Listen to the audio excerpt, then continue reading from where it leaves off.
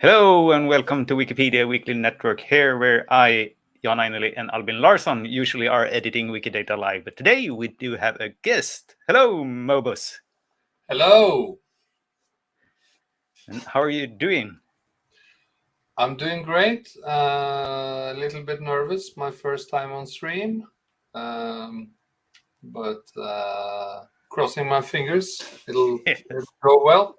Yes. How are you doing, Albin? I'm very well as well. I had a lovely day here today. Between us, of course, it's too warm for this time of year, but today it really worked out well because I spent time in the garden and so on. So really like prepping for wiki things by staying away during the day. And hello everyone. Yes. We, of course, competing a little bit with Wikicon North America, who is on at the same time. But I'm glad we have a few people here, at least. I've been at the mini hackathon in Utrecht, and it's still going on. So we're missing a few people for that as well. But this will, of course, be available afterwards too. Oh yeah, I saw Lucas posting he was in Utrecht. Yes. That's the same deal. Yeah. Yes, Yeah. that was the same thing. He was actually helping me a lot, so I'm very thankful for his help. It's great. Yes. Today we wanted to take a little bit look at the music because we haven't really been modeling that at all before. But you do have some experience of that. Yeah, I edit music from time to time, and try to work on the music model. Mm-hmm. And today I thought we could look at songs and how they are not the same thing as singles. Mm-hmm. Because it's a very common conflation on Wikidata still. Like I mentioned in the pre-chat before the stream started, lots and lots and lots of items got imported originally when Wikidata started, before my time, but we're still cleaning that up, to put it that way. Yeah. So a lot of that work is basically just splitting up items that are conflated. That sounds perfect. I'm eager to learn. I'm sharing your screen right now, so we see the Wikidata query service here. Just like on the cooking shows on television, I've cheated a little, so I prepared this beforehand.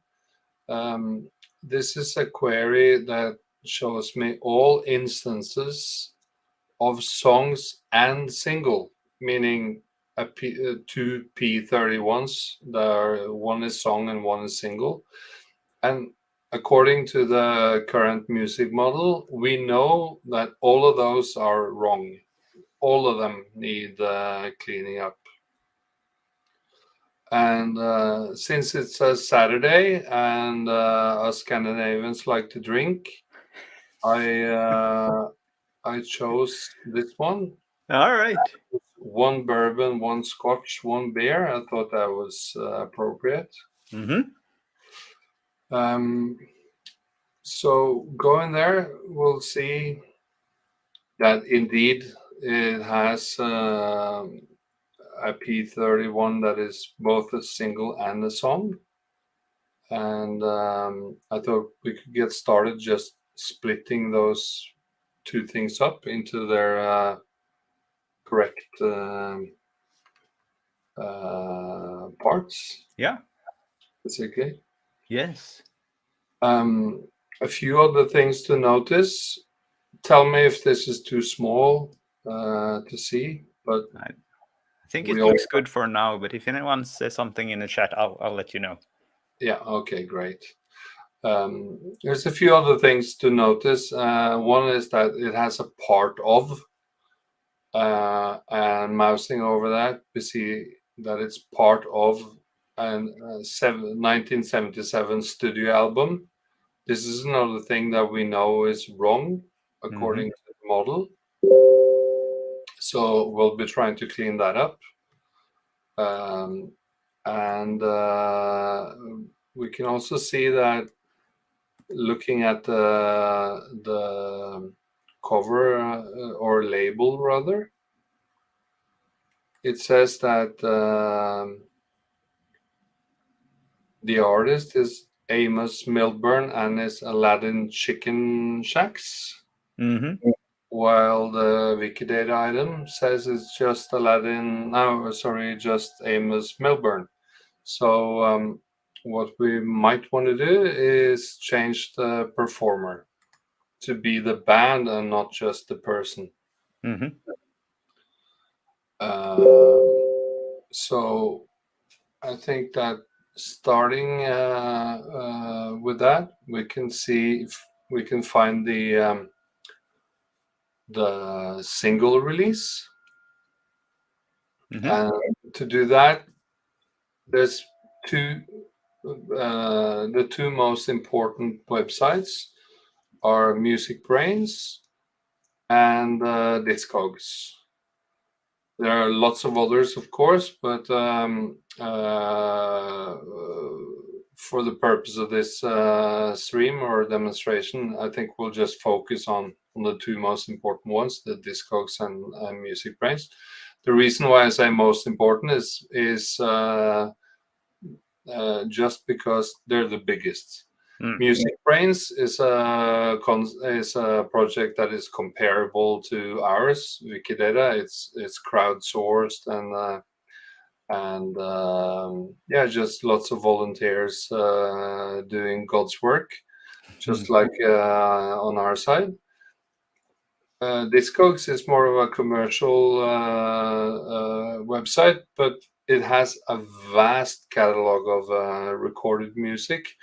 So it's a natural place to go to find releases. So today we want to start with making a single, and the single is called One Scotch, One Bourbon, One Beer. And on the B side, it has a song called What Can I Do? So I think we'll start making that. You missed the O. I did. Sharpian. It's a 1953 single. I'll just copy this.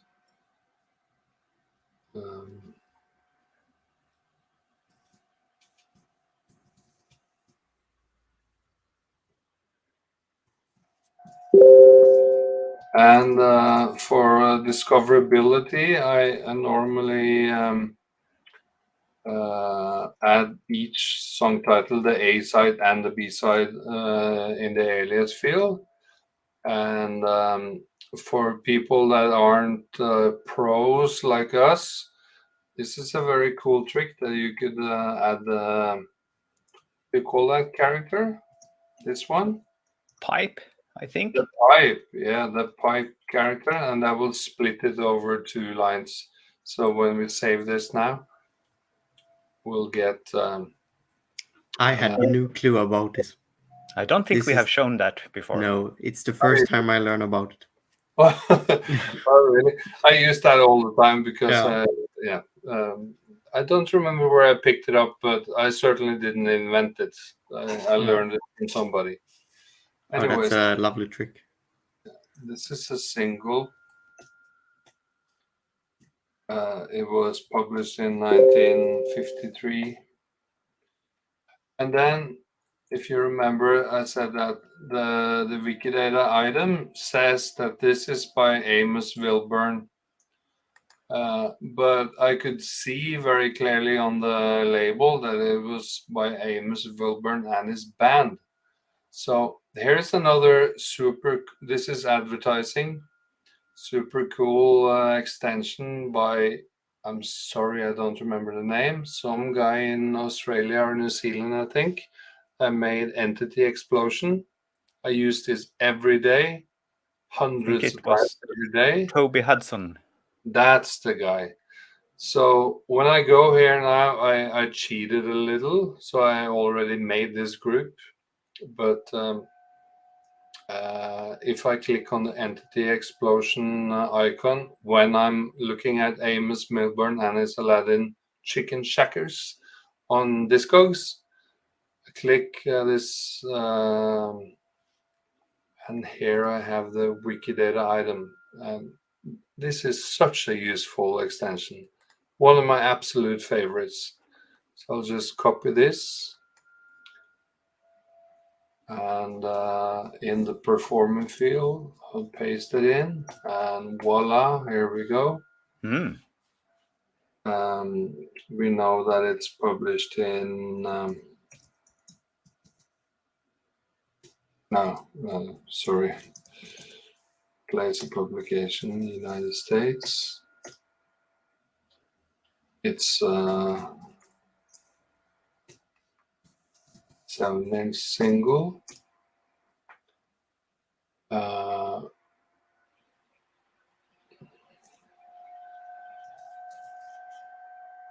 I'll go through this as fast as I can because it's not really the most interesting part of this, but we should make sure to have some external identifiers so that if somebody comes after us and looks at their item, we'll know that we didn't just invent it out of thin air, which is unfortunately something that does happen. Not a lot, but every now and then I see people adding fake stuff into Wikidata, maybe to prove a point or just to be not nice people. So I like to make sure that our items have some external identifiers. If I was doing this all by my lonesome and not so many people were watching, I would also add Music Brains and several others, but we can move on because this is basically just to demonstrate the rough parts of it. And here comes something that is fairly new. It's something we got maybe 18 months ago or something, which is a release because now we made a single, but a single is more of like a meta item. It's a group. When you look at the Discogs item, you'll see that there are many, not that many in this case, but at least 1, 2, 3, 4, 5, 6, 7, 8, 9, or 10 different releases.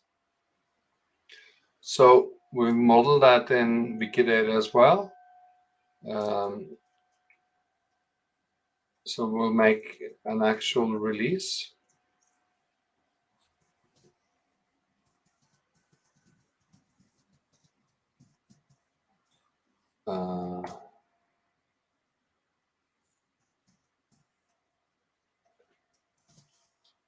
Let's take the American version that we have a screenshot of. That's 1978. Let's see.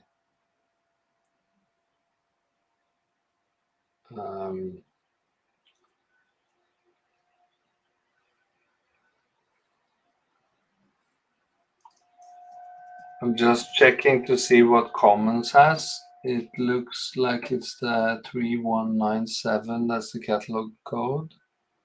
So yeah, it's the 45.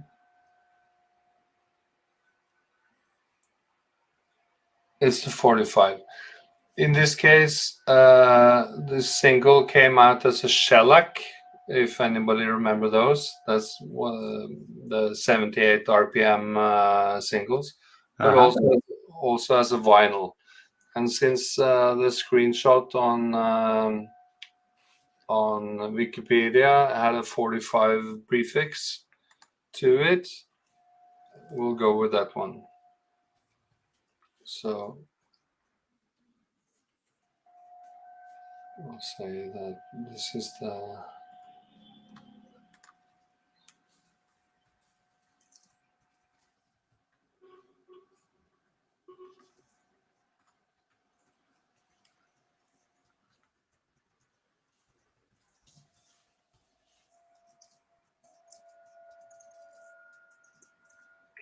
What you're seeing me doing now is not something that everybody has to do, but it's what I think is good practice. And I try to do that on every item I edit. I'm talking about the also known as field, and it has to do with discoverability. But it's not something that everybody does or everybody has to do. It's just something that I like to do. So we say this is a single release, and a single release is an actual physical thing you can hold in your hand, or in these days it might be on Spotify as well. But it means that it has like a identifiable, unique code. We did get a question in the chat about where can we find the model of this on Wikidata? Is it on Wiki Project Music?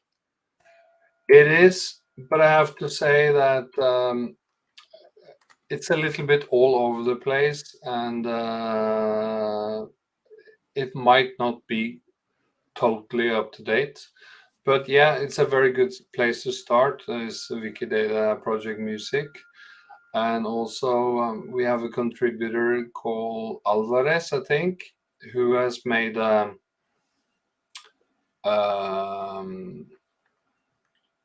proposal for an updated model, which should be a little more updated.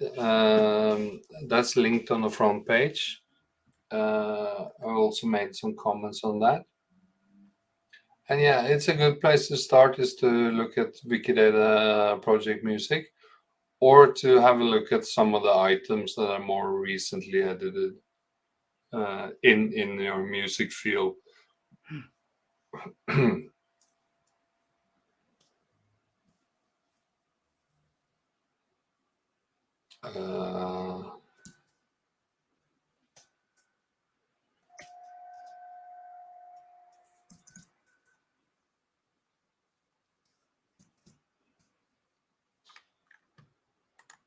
Also, we thanks to Nikki, that many of you might know from the project chat on Telegram, has helped us make some a music script that helps a lot with visualizing how this model works.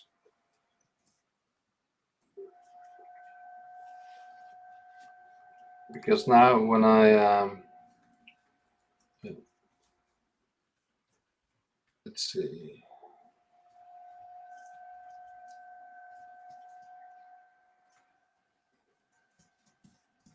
And again, if I just go silent, it's because I'm not used to this streaming thing where you have to talk all the time. So feel free to. It's okay. Feel free to fill in. Sorry.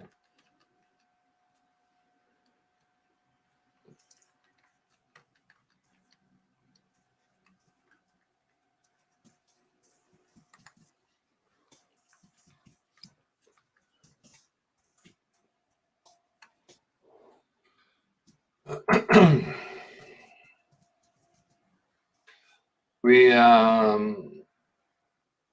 made it part of the model to use number of parts of this work, to say how many tracks there are on this release. If we go on number of parts of this work, you'll see that one of the aliases is number of tracks on this release. And the reason we do that is because, unlike almost every other music database that will have an album and then all the songs that is on the album already there, Wikidata started a little bit differently, where we basically just have the titles of the albums, and we have no idea about the tracks. And we probably won't for many, many years. So because of that, we added to the model to have a number of parts of this work, so that you can see how many are missing. basically. And we have some queries that will show you, give me all our albums that miss just one song, or give me all albums that have no songs on it, and you know what I mean. So that's more of a checksum, if you can call it that. Mm-hmm. In a perfect world, it wouldn't be needed, but this is more of being pragmatic in regards to what we have and what we work with on Wikidata. I like it because it sort of falls into, even if Wikidata was perfect, this is a way to verify it, and Wikidata is about verifiability. Absolutely, and that's a very good point, because you might see on a site like Music Brains, that's also just made by volunteers. And if I create an album over there, and then I start adding tracks, and then I get bored and I quit it will be an album with Music Brain says 5 tracks, but the reality is 12 maybe. Yeah. And there's no way of knowing. So that's why we introduced this, is to see, okay, this is supposed to have 2 tracks. Let's see how many we're going to add today. Mm-hmm. Spoiler alert, we're not going to add the B-side. All right. So then we'll know this is a single. It's supposed to have 2 tracks. When this stream is finished, it will have 1. And then other people can Google, no, not Google, but query for that, and find that, oh, look, here's a single missing 1 track. That's something I can do today. I got half an hour, you know. Mm-hmm. So anyways, let me see, where are we?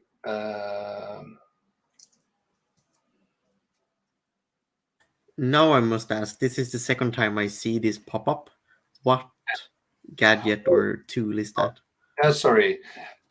This is, I believe, the VIP labels gadget or plugin. And I'm not totally sure, but I think it's a Magnus Manske invention. I could be wrong about that, but anyways, it's a gadget, and it helps you add the labels. If you see here, I started out manually adding 1 for the English, but if I refresh now after using that gadget, all of them has worked. So I gotta say, I think this will be a thing of the past very soon, when we get the multiple language value thing. Yeah. But until we have that, I use it. Because when I first started, having labels in every language was an important thing, or at least that's what I was taught when I started. But yeah, it probably is just a waste, and probably if Mahir is watching this right now, he's cursing at the screen. But anyway, the day we get a multiple language label thing going, I will stop using it. I promise, Mahir. Okay, so now we have a single release. We got a comment here. There's a warning sign on the Discogs release ID. Yes. Is that anything we need to care about? Can you guess why? No. Let's see. It should have a record label, and it should have a publication date. Well, right. Publication date is easy. That's 1953. Record label, let's see if we have that. It's called Aladdin, this label. I'll go to Discogs again, click on Aladdin. I'll use the brilliant Toby Hudson thing. Yeah, we do have Aladdin US record label. So I'll copy that from there.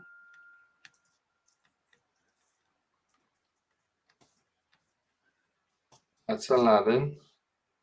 And then also, since this is a uniquely identifiable release, and not just a single, a group of releases, we should add the catalog code.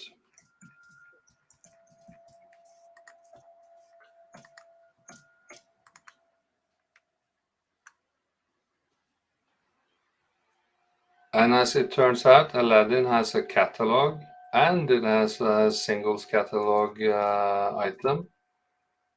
So now I'll go back and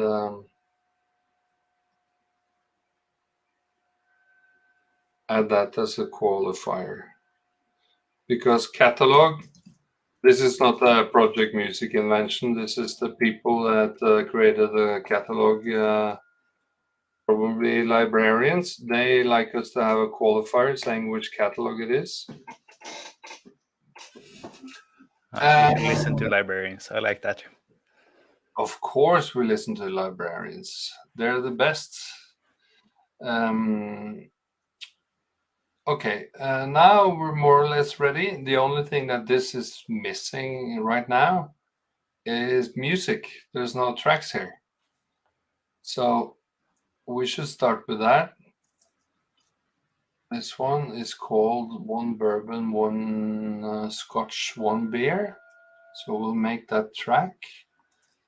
I know already that this is a vocal track because I listened to it before we started. I'll write that.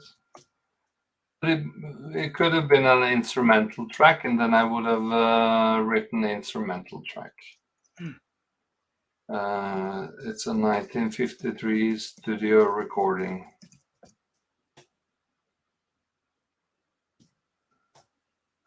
Since it's a vocal track, I will type that. If you're not sure or you don't have the time to check if if a track is instrumental or vocal, you can just select audio track. But in this case, we know it contains singing, so we'll add that.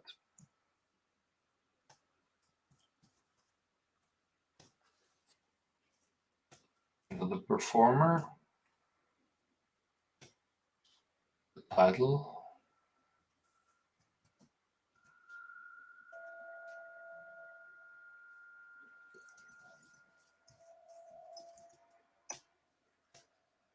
because I cheated, I know this is a studio recording as opposed to a live recording. So I will add that. I don't call it cheating, I call it research. Yeah, I mean, instead of doing the research on stream. All right, yes. Yeah. That's totally allowed. Yeah, I did some research before. Yeah. So if you're able, it's great if it's a studio recording or a live recording, because for music fans, that's a big deal. Now you'd like to know if this song is live or from the original album or single or whatever. So that's one of the things we like to add.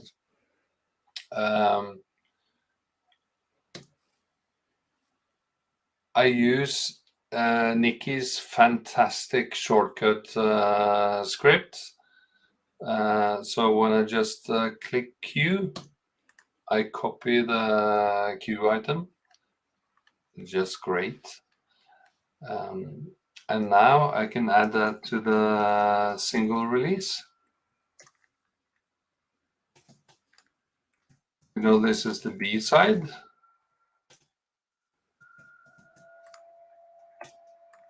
Sorry, A side.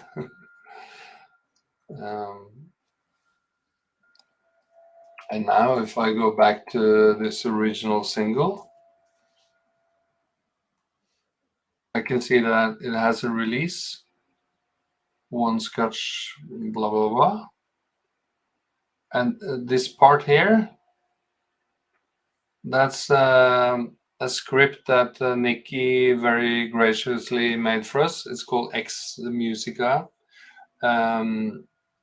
I can share that later, or you can look in my comments JS. It's a super helpful script that will kind of visualize how the music model works, so we don't have to have all these inverse properties all the time.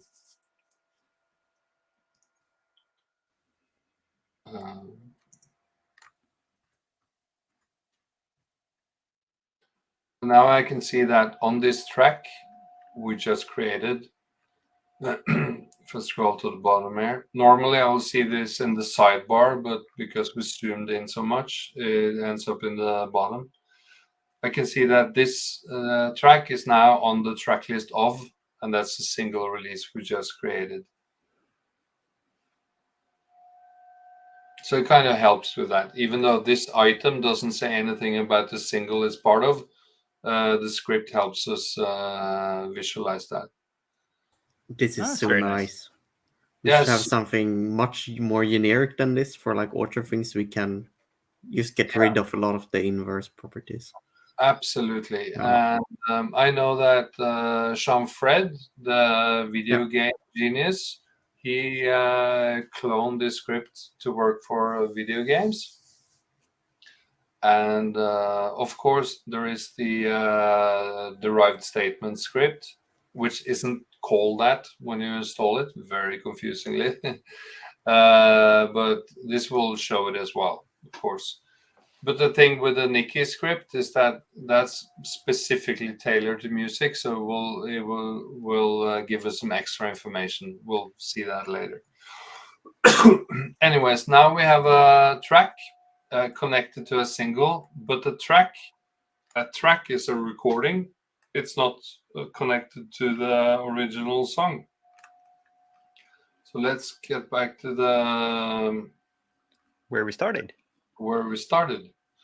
I'm copying the name of that, the Q item, sorry. I'm saying that this track is a performance or recording of that composition. And that's basically all we need here. Again, when I'm by my lonesome editing music, I would add I would add external identifiers here to link to Spotify, to link to Music Brains, etc. But I'll skip over that now for the purpose of brevity. So let's go back to the original item now.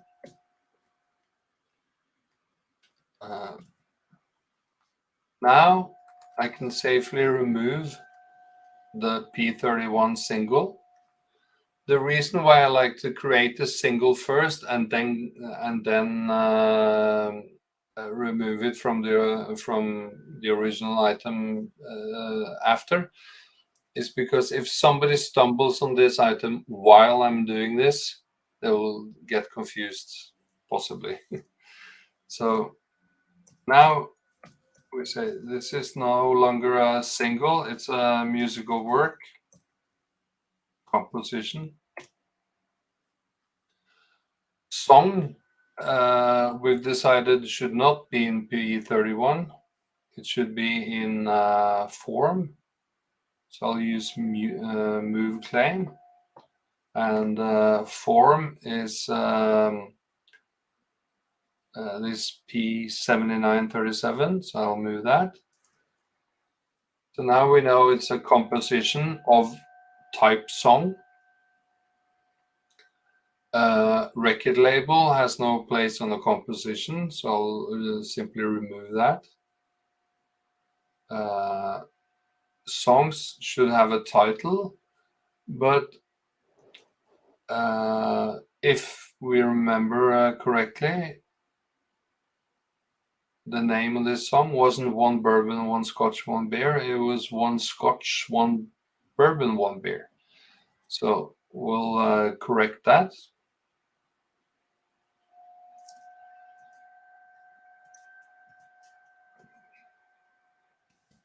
The reason why Wikidata is showing the wrong title will become obvious if you read the article, because a more famous version of this song has the title with the words reversed. But I'll move this over to alias, and then here, and then I'll help the Spanish, because they have a bot that doesn't like commas or colons or parentheses. So they'll just stop at the first one they hit. So I'll help the Spanish this one time. I'll say that this is an original song written and composed by... Let's go and see what Wikipedia says. Is Rudy Toombs. I'll copy that.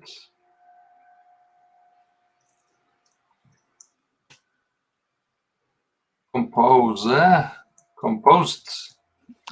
Yes. Tiny D. Yeah. So if I want to help the Spanish even more, I'll remove this fluff.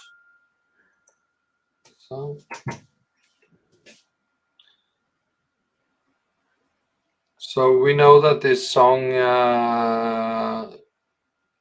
has lyrics in English, so I'll add that.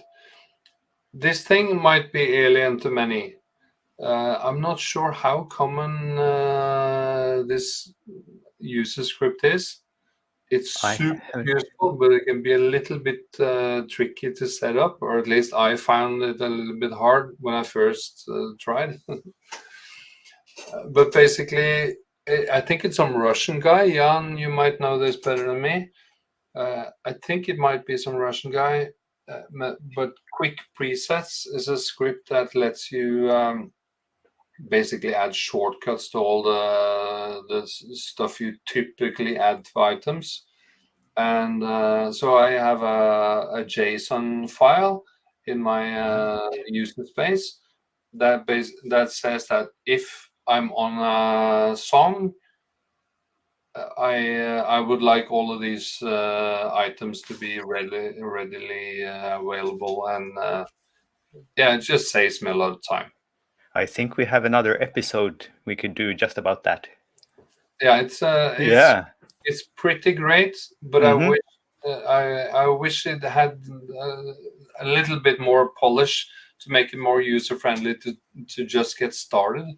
But once you spend the time to get it working, it's amazing, and it saves me, I'm sure, hours every month. But this gets added to our to-do list. Okay, so I'll just do this stuff, which is more like OCD. I like to do it on every item I edit. Okay, so now we have a musical composition, title, song, blues rock. The performer wasn't really Amos Filburn. It was Amos Filburn and his Aladdin Chicken Shackers. Then this is something we do as a crutch. This is absolutely not necessary, but because we see that people who are not familiar with the model and will always add performers anyways, or re-add them if we remove them. So that's why we have performer on composition. We really shouldn't, and to illustrate why we really shouldn't, it's super tempting if you have a song by Taylor Swift to add Taylor Swift as the performer, because why wouldn't you? But think about it. A Beatles song, there might be 10,000 people performing that song, or more, because of all the cover versions. So really, this is a part of let's call this a compromise. It shouldn't be here, but because we know it's going to be used anyways, we still do, and we try to make it as good as we can. But I will say in the future, when maybe schemas are a little bit more usable, maybe we get some better constraint warnings, and the UI maybe helps us a little bit more to visualize inverse properties. Then this is something that we could safely remove, because it's just for human consumption. It has no value for a machine.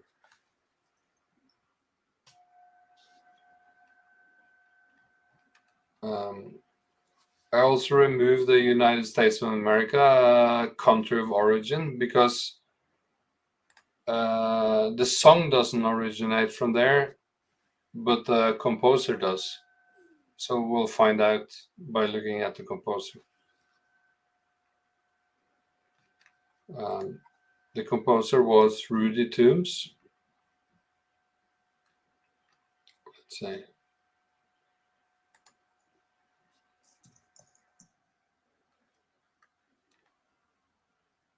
And by the looks of it, he's also the lyricist.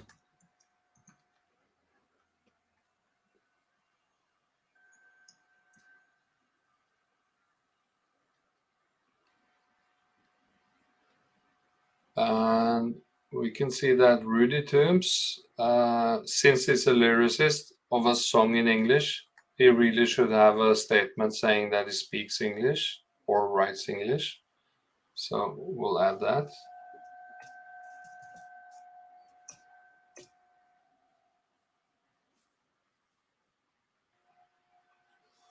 I like how editing Wikidata takes you. Like, yeah, I'm working on the song, but then I also could go and add some value over on the songwriter as well, because I gained some knowledge here. For sure. And this is something that, I will typically do as part of the rhythm of editing. Is that, I'm starting with the song, but then if the composer lacks a given name or lacks a last name or whatever, you try to fill that in as well. Mm-hmm.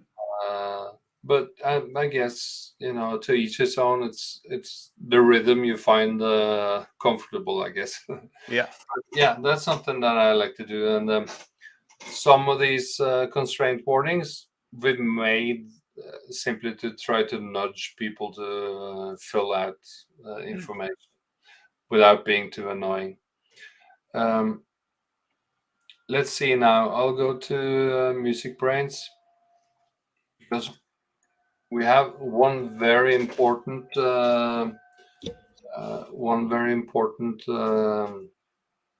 external ID for music, for compositions, which is called ISWC. That's the International Standard Work. I now don't remember. It's a unique identifier to identify music and who wrote music. But looking at Music Brains, I can see that they don't have that information.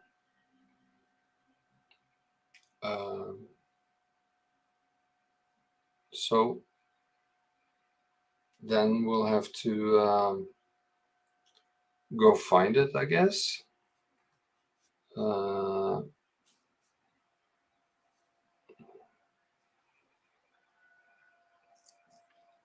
And as luck would have it,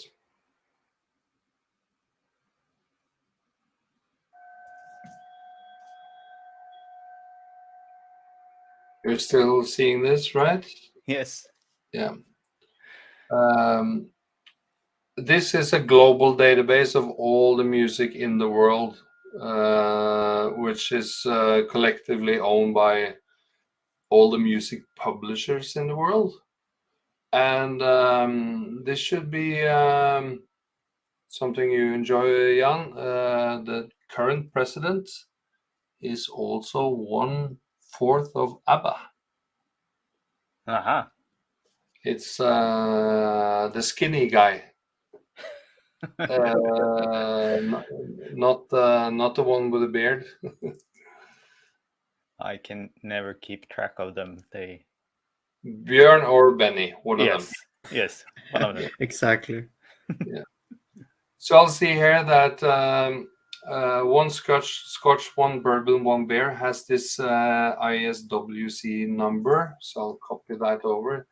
This is pretty important because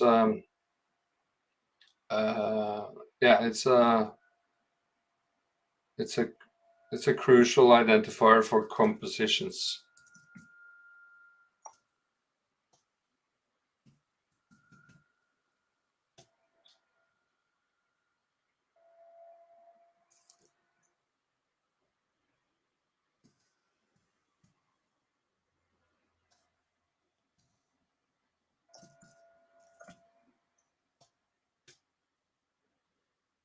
This now tells us that Rudy Toombs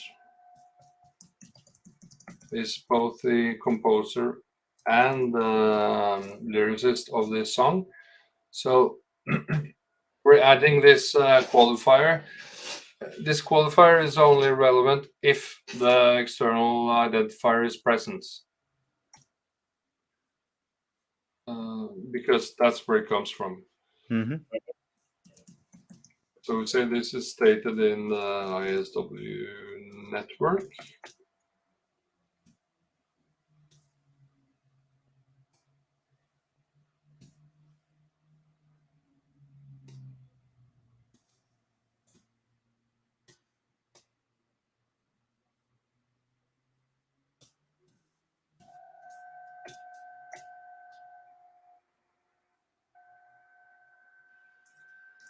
And I'll just copy the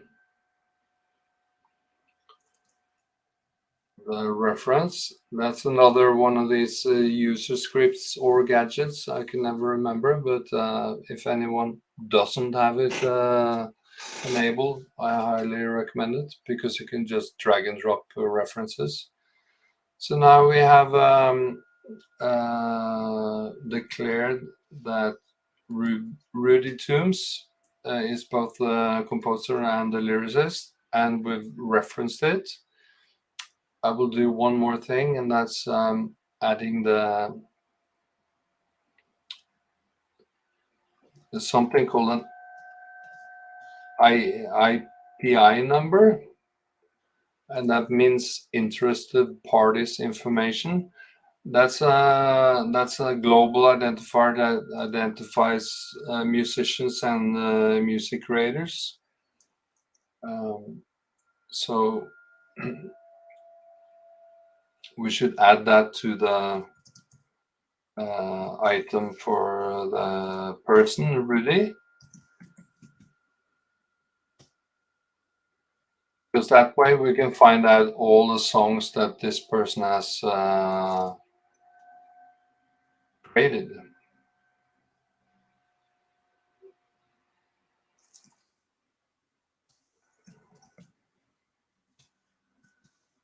And now you actually added really good there also the Rudolph, which wasn't on the item before, with the reference. That's really nice. Right, yeah.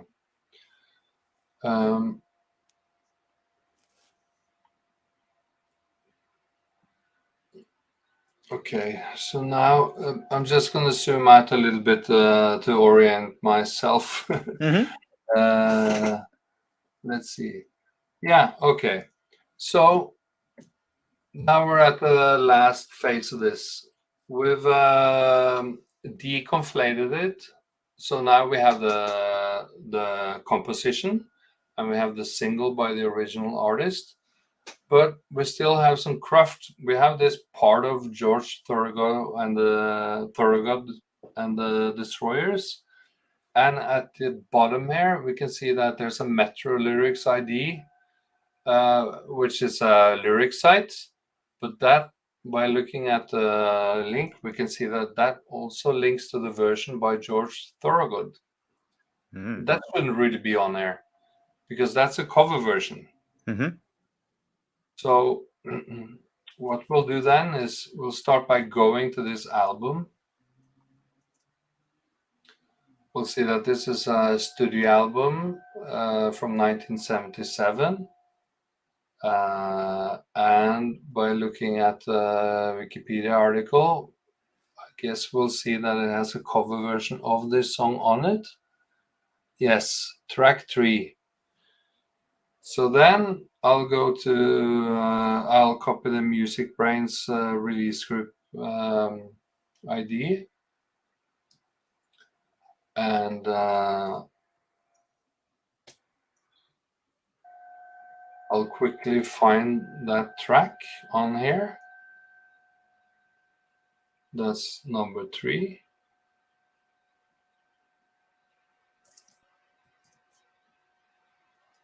We'll go back to Wikidata. We'll create a track for that.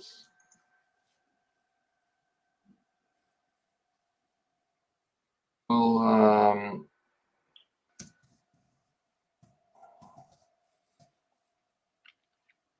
this from 1977 studio recording, but it's also a cover version, and a cover version, as I guess you all know, is a version by of an original song by another artist.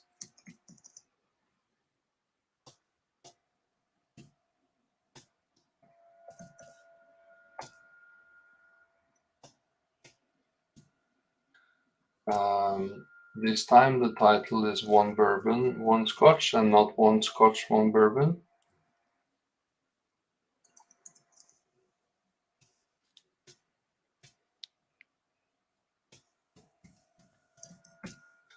Since it's a cover version, we add that in has quality, which is basically like a tag. It makes it easier for us to find them later on when querying. Of course, strictly speaking, it shouldn't be necessary, but we also have to remember that Wikidata is not complete. So you can't really trust if Wikidata was complete and had all recorded music in the world, it wouldn't be necessary to say that something is a cover version, because you could just query for the earliest version. But in our case, maybe we don't have the first version of a song. So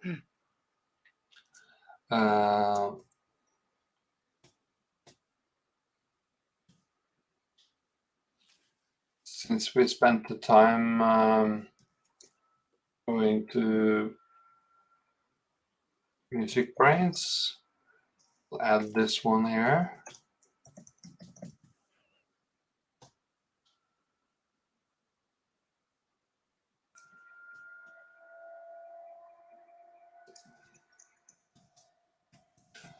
I know there's been some back and forth with this, Jan.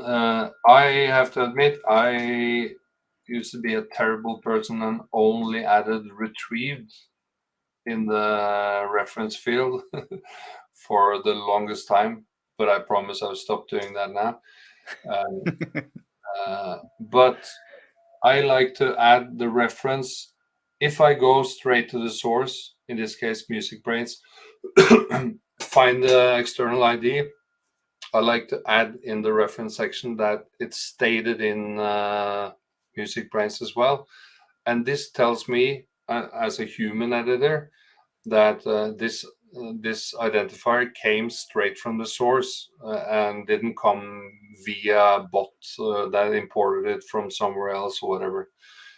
So to me, this is super helpful. I know there's been some discussion in the music chat. No, sorry, in the general chat. I think one editor even got barred or banned a little bit for deleting those, because it felt so strongly that it's redundant. To me, it's not redundant. It tells me that this identifier has been checked against the original site or original. So I like to keep it in there. Anyways, now we have this new track. I need to add that to the album using the track lists. It's track number 3.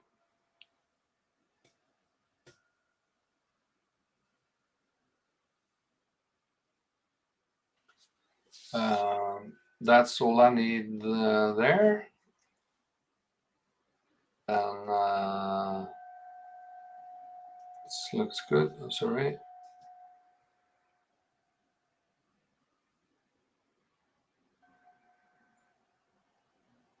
Now I can safely remove this reference directly to the album.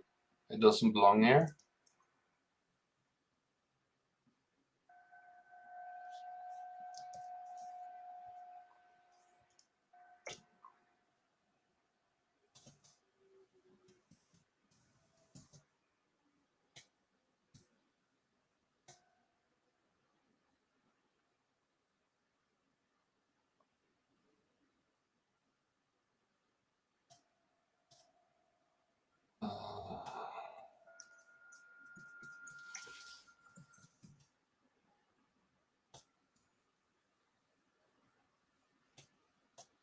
Again, this bit I'm doing now, this is just for humans. Mm-hmm. And the reason we do it is to also aid those bots that add descriptions based on what they find in the performer's part, you know.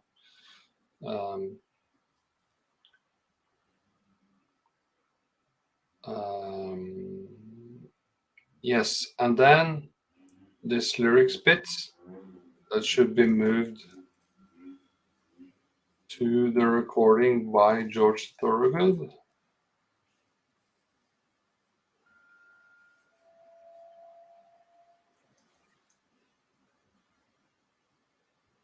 Now we have the lyrics of the cover version on the cover version. Mm-hmm. And yeah, I think that's basically one item cleaned up. Wow, I really like the detail we have on the music now, like the model, the data model.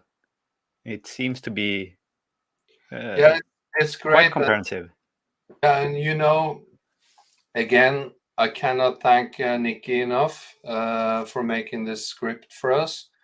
But if you look at this recordings and performances, you'll see here now that we got one by Amos Milburn and another one by George Thorogood. If there was a music video, we would get another one here with an icon of a music of a movie, and yeah, it's really helped us kind of visualize the model a lot. Yeah, and even for me, someone who edits music all day, every day, you know, it is really helpful to visualize it and not just rely on the fact that you know.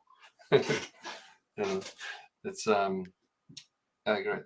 I think, Jan, that's basically what I had for today. So if there's any questions, feel free. I don't think I forgot anything right now. I can tell you that I will go back after the stream and add some more identifiers and clean up a little bit. yeah. But I think that was the kind of the rough lay of the land. I really enjoyed this a lot. Now I feel a little bit more secure to enter editing music. Yeah, that's great.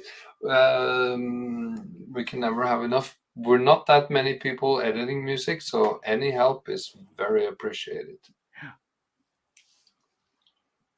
And I think we have covered most of the questions we had in the chat so far. So I don't think we have missed any. I'm going to scroll back. No, I think we covered everything. Mhm. Yes. Beautiful. Yeah, I mean, it was 1 hour to the minute. Mm-hmm. Exactly. Mhm. Oh, I think we I'm accidentally. sorry, you said you had a thing you wanted to tell about about the hackathon. I think actually I'm gonna save that for next episode.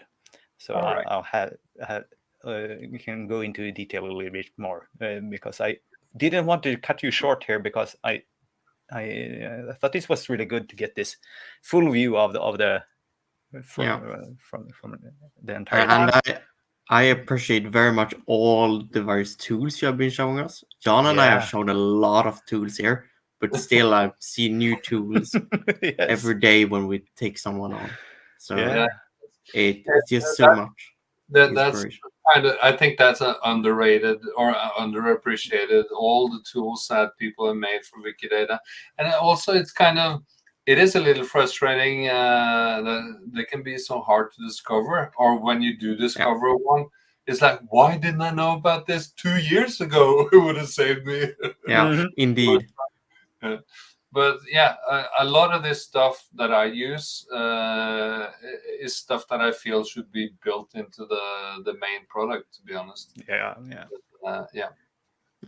And I guess that's sort of like the life cycle of a tool is someone starts with a user script, it might be upgraded to a gadget, and if it's really stable, it might go into the actual either an extension or the core, depending on where it fits. But often it stays as a gadget as well, quite often. Yeah. And one thing that wasn't visible while I was doing this is Nikki's shortcut script that I use all the time. Like, I don't have to click on any edit icon to add a statement or anything. Just it's now just a natural part of my workflow, So Nikki's scripts are amazing, and all the other ones I showed as well. But Nikki is maybe the number one script author that I know of. Yes, I'm sharing that link once again here. Yeah, fantastic. All right. Thank you so much for having me on. Thanks for joining. I'm a big fan of your stream, so it was an honor. Glad to have you. It was an honor for us. Yes. And yes, I can encourage. Yeah. Okay. See you. And I encourage everyone to head over to Wikicon North America if you haven't watched it yet, because in 10 minutes we'll start a talk about wiki functions, and I'm very eager to hear the latest about that. And we'll be back next week as usual. Do we want to share the theme for the 100th episode? Or do we want to have people on the edge?